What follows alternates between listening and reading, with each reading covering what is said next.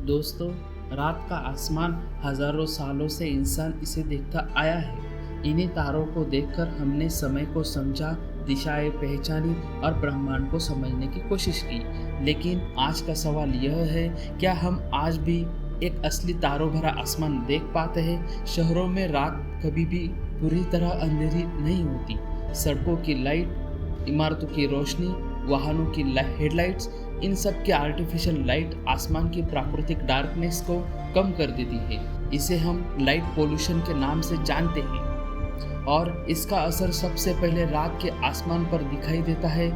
दोस्तों, महाराष्ट्र राज्य में नासिक डिस्ट्रिक्ट और उसके आसपास के जो एस्ट्रोनॉमर्स यानी खगोल प्रेमी हैं, जो स्काई को विदाउट लाइट पोल्यूशन अच्छे से ऑब्जर्व या स्टडी करना चाहते हैं या फिर एस्ट्रोनॉमी फोटोग्राफी और यूनिवर्स को करीब से देखना चाहते हैं, उनके लिए एक अच्छी खबर यह है कि नासिक डिस्ट्रिक्ट में पेट सुरगाना ग्राम पंचायत ने डार्क स्काई प्रोटेक्शन की ओर कदम उठाया है और गांव को डार्क स्काई कम्युनिटी के लिए आगे बढ़ाया जा रहा है, क्योंकि यह एक हिलटॉप कोकन ट्राइबल एरिया है जिसके आसपास ऑलमोस्ट 5 किलोमीटर तक कोई भी अर्बन एरिया नहीं है और इसलिए यहाँ रात में आर्टिफिशियल लाइट ना के बराबर होती है, जो एक अच्छी अपॉर्चुनिटी है एस्ट्रोनॉमर, साइंटिस्ट, स्टूडेंट्स और फोटोग्राफर्स के लिए।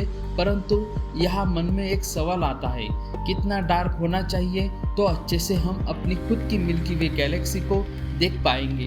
क्या इसे किसी से मेजर किया जा सकता है? जी हाँ, उसे बॉर्डर स्केल के नाम से जानते हैं। लेकिन रात का आसमान कितना डार्क है, इसे हम सिर्फ देखकर ही नहीं समझ सकते।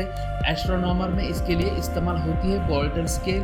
1 से 9 तक की यह स्केल होती है। आसमान में मौजूद लाइट पॉल्यूशन की स्थिति को समझने में यह मदद करती है। यहाँ बॉर्डर 1 इसका मतलब है अत्यंत डार्क स्काई, बॉर्डर 9 यहाँ इसका मतलब है बहुत ज़्यादा रोशनी वाला अर्बन स्काई। यानी जब बॉर्डर की वैल्यू 1 होगी तब हम ज़्यादा अच्छे से इस ब्रह्मांड को ऑब्जर्व कर पाएंगे।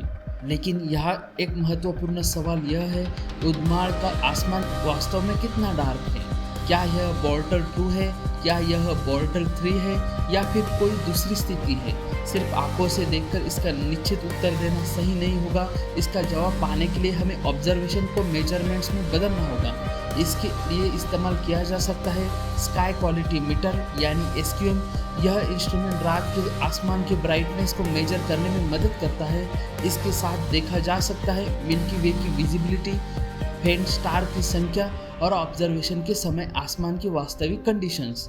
इन ऑब्जर्वेशंस के आधार पर बॉर्डर क्लास का वैज्ञानिक अनुमान लगाया जा सकता है।